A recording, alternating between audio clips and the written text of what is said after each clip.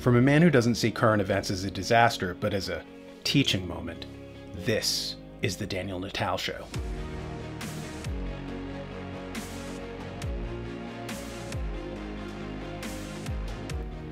President Kennedy was assassinated 57 years ago, so perhaps it's appropriate that a new statute with the number 57 is making waves in Washington.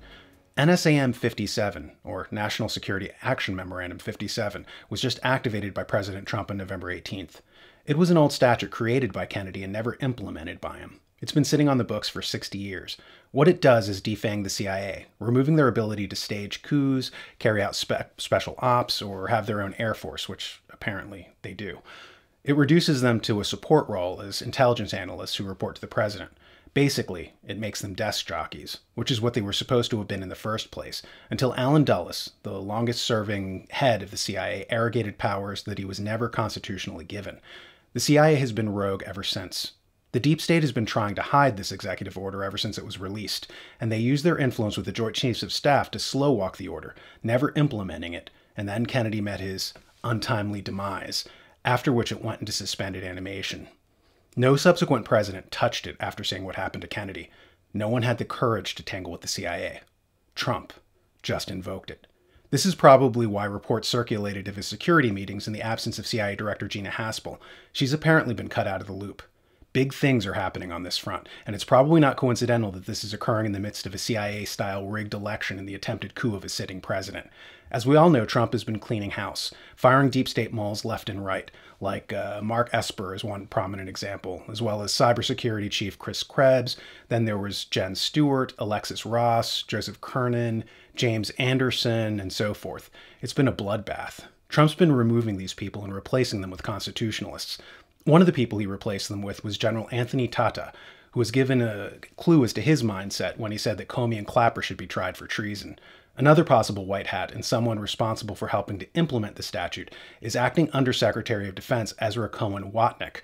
At a DoD event, he was introduced by the MC with the following words, quote, "Good morning, Acting Secretary Miller and distinguished guests.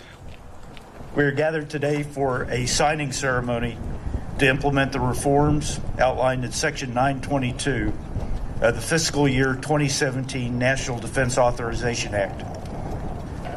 Ladies and gentlemen, we'll have opening remarks from the Acting Undersecretary of Defense for Intelligence and Security, Mr. Ezra Cohen.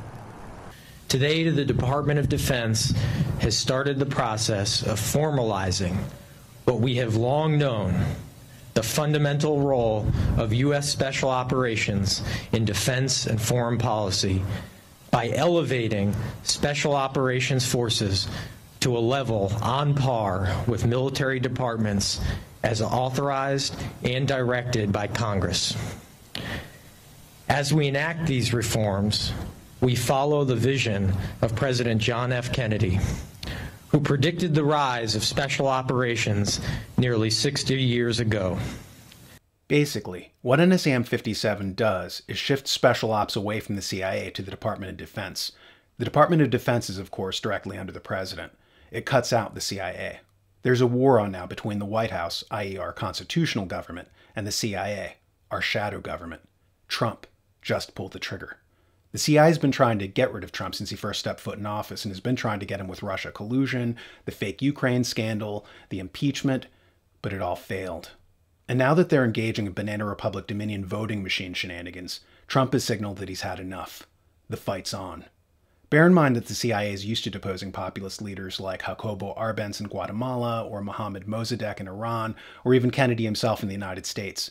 These leaders wanted to lift their people out of poverty and make sure that wealth creation was spread out evenly across the society.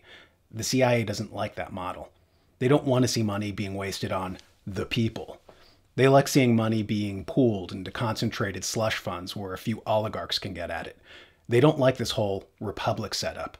They prefer oligarchy. Trump crossed their tripwire with his America First message. Trump was a populist who cared about creating jobs for the people and looking out for the little guy. To the CIA, those words were an invitation for a coup. For the first time since Kennedy, Trump is taking actionable steps to reassert the supremacy of the republic. Remember, that's what republic means. Res publica. It's Latin for the people's thing, or as Abraham Lincoln put it, a government of the people, by the people, and for the people. So just keep that in mind as the media has you distracted with COVID or the election irregularities or monoliths found in the Utah desert, that there are real things happening, real things the deep state doesn't want you to know about, and we'll be following it here on The Daniel Natal Show. Before you is a moral puzzle. If you push this button, something advantageous will happen for you. But be warned, if you do, a pompous elitist who you do not know and who you will never meet will be heckled mercilessly. The choice is yours. Choose wisely.